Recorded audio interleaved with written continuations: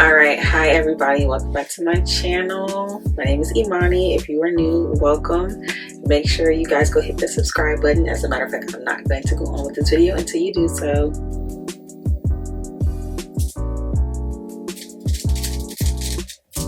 Have we done it yet? Great. Also, make sure you like, comment, subscribe again for the tea time. So this tea time is pretty much a life update in a sense. It's not really going to be anything crazy. So the first thing I'm going to start off with is, in this tea time, birthing my son Cameron. I will insert some pictures here of my lovely little bundle of turtle.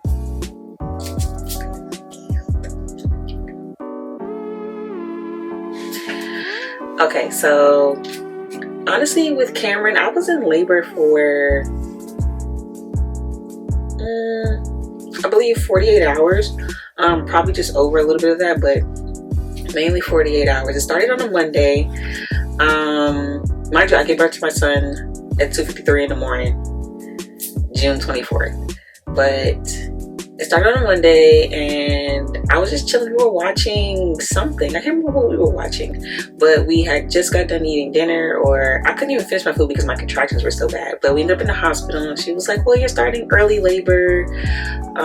You could be in this for a couple of days, you know, you can stay if you want to, or you can go home. So what we did ultimately was we stayed for like a 2-hour watch, just to see if I would dilate it. I dilated from 1 to 2 centimeters, just nothing really alarming. They let me walk around the hospital pretty much just to get that going, but it wasn't really anything that was crazy. So then over the next day, I think I got waxed the next day, honestly. It wasn't as bad as I thought it would be.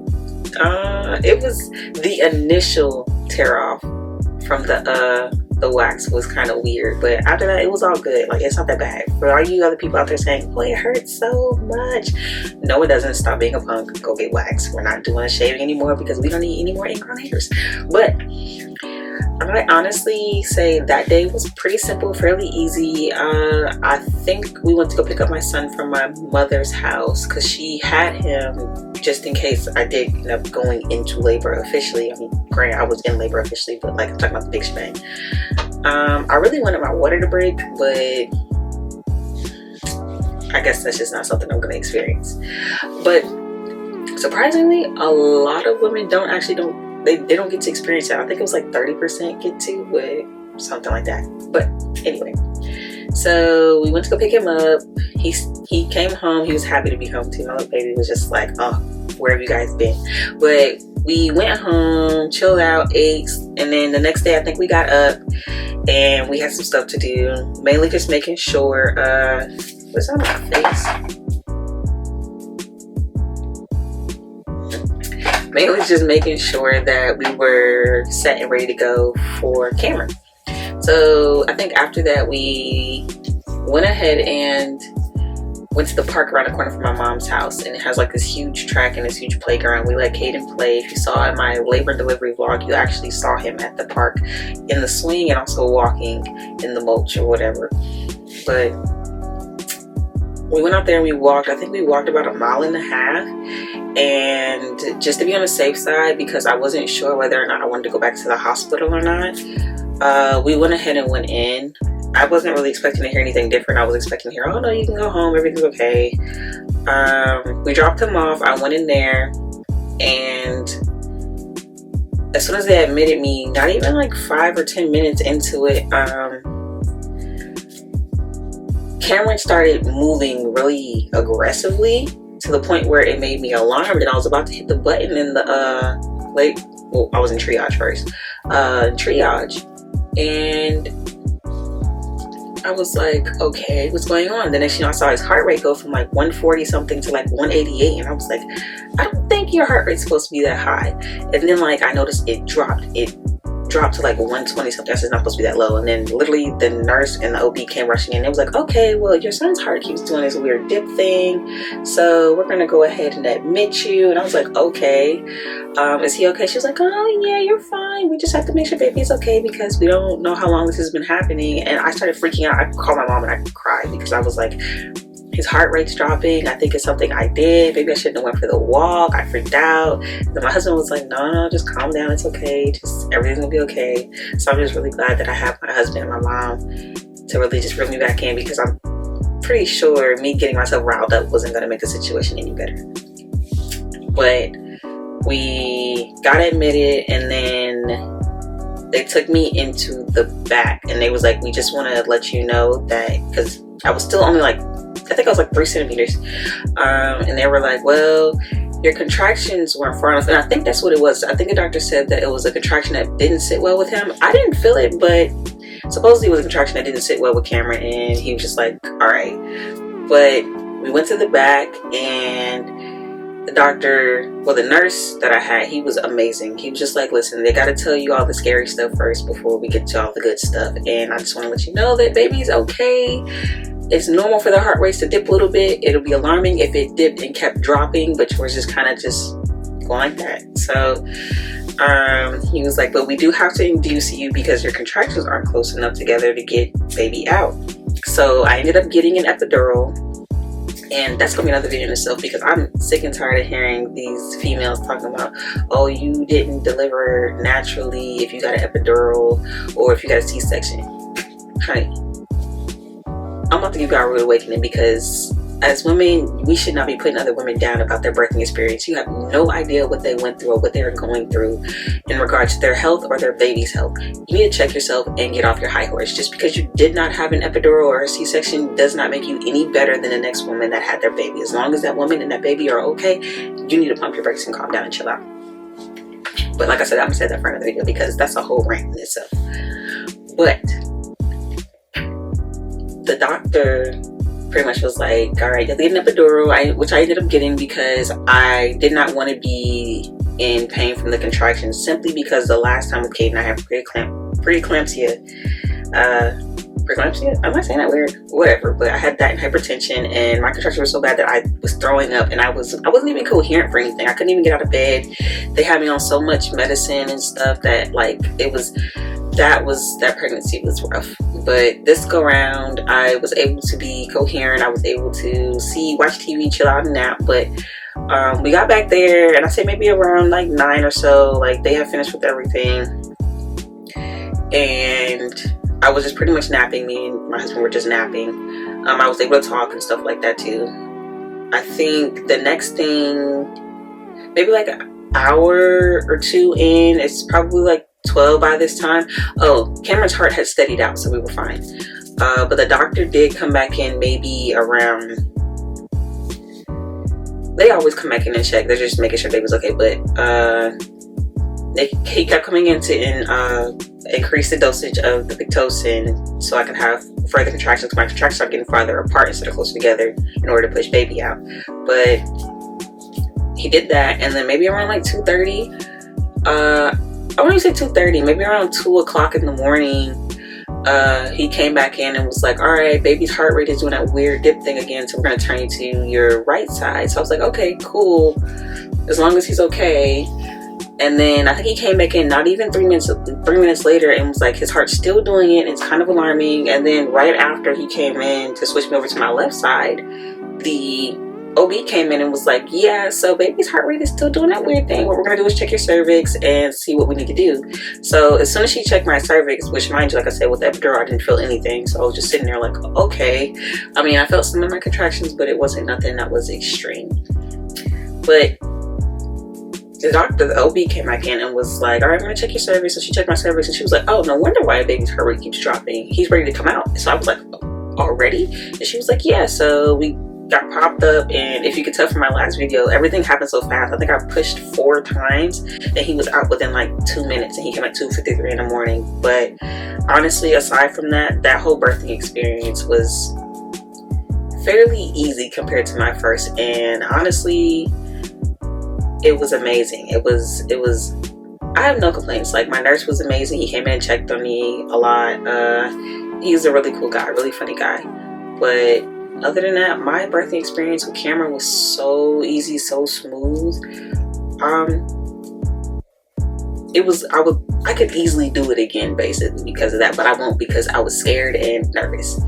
But my next thing was dealing with postpartum afterwards. I was nervous that I was going to have it. Like I had it with Kaden. I had it really bad if you watched my other video about it. But actually, I ended up avoiding postpartum this go around. And I really believe it's because when you're in a healthy relationship and you're around positivity and you don't let yourself give into that negative stuff that surrounds you on a day-to-day, it really helps with that. Your mind is clear when you go into birth and when you come out of birth.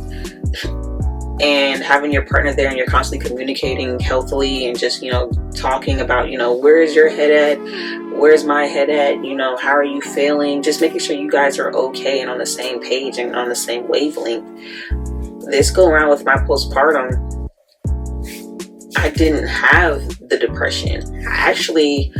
I was happy. If anything else, me and my husband both had the same feeling of, wow, we have 2 boys now. But other than that, it wasn't anything that was like, oh my God, I'm scared. Oh my gosh, I don't know what to do. It wasn't anything like that. Like, of course, also with the I don't know what to do thing is because I just had Kaden. He's about to turn 1 year. He's about to turn 1 next Saturday. But you guys will be on the lookout for that. But honestly, this go around, I feel like if you have a healthy space mentally, physically, emotionally, honestly, you won't deal with postpartum depression. That's just my opinion. I'm not a doctor, obviously, or anything like that, so don't take my word for it completely. But other than that, I did not have any issues as far as depression or anxiety. I think my anxiety came from honestly, I can't even say I had anxiety. Everything was just smooth sailing and smooth going. Like, I love our boys. Like, we love our boys. Everything is easy going. They get up faithfully at 7:30 in the morning, and which gets our day started, which we're able to get more stuff done, honestly. But other than that, I feel like if you keep that healthy mentality, now, food-wise, I don't think I was healthy, but other than that, mentally, spiritually, emotionally,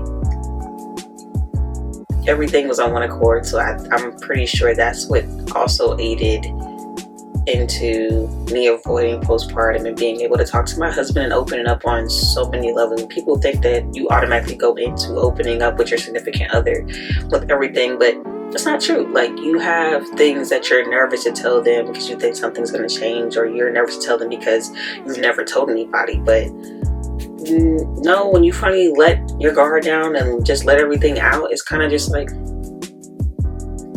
you have this weight off your shoulders. And it's not that the weight gets shifted onto your significant other. It's just more like the weight's just gone and you're able to move more efficiently now mentally. And ultimately, I think that's what helped me avoid postpartum. Now, as a whole, honestly, because I'm getting ready to get back to my boys, I'm hungry and I want to go chill out and watch movies and whatever. But the last part is being a boy mom. Honestly, I always wanted 2 boys first, and I wanted 1 girl, but I'm kind of leaning towards I'm done, because being pregnant back to back for a year, it was rough. It was a lot, and I want to mentally and physically be able to just focus on my family and myself and not have to worry about, am I healthy enough to carry this next child? I don't want to deal with that right now. Maybe in the future, but that maybe is really leaning towards a no. I'm happy with our 2 boys. And honestly, I can't wait to see how they flourish and everything, how they what sports they choose, their personality types, even though both of them are cancers. But I'm really excited to see them just grow up and just see what they do. If anything else, I think I'm more happy to be a boy mom, because I think a little me, we will probably fight. Yeah. And I gave my mama hell, and they always say, your kids are basically you born again, so the hell that you gave your parents is what they're going to give you. But I don't really think I gave my mom too much hell, but let her tell it. I probably did. I might make a video about that and see what she says. But other than that, being a boy mom so far right now, it's all love. Like, I get to see them bond with their father, which I think out of everything is the thing that I adore the most, because my father isn't present and I don't really know him like that. I know his name, I know that much basically, and it sucks sometimes during Father's Day, or seeing certain, like my cousins or girls with their fathers. It does suck from time to time, but at the same time, I'm like, you know what, you kind of can't miss what you never had. And I'm not saying he was never there, but the time he was there, I don't remember it. And the time that he was supposed to be there, he flaked. So me, I kind of just boxed that and let that go. And like I said, occasionally it does, but it really doesn't hurt me too much. But I'm just glad that I have my husband here to help me raise these two kings. And I'm just glad that they have a man like that in their life, because he's very, what's the word I can use? I don't know, he's just everything. He's just everything. He's just a great role model. He's just a great listener, provider, caregiver. He's just amazing. Like, I have no complaints about my husband, none at all. He's just, I'm just happy about everything. Like, I love their relationship, and I love watching it. I love seeing it, especially seeing our son Caden's face light up when his dad comes in the door from work, or when they're playing basketball in the room. But basically, that's the gist of everything.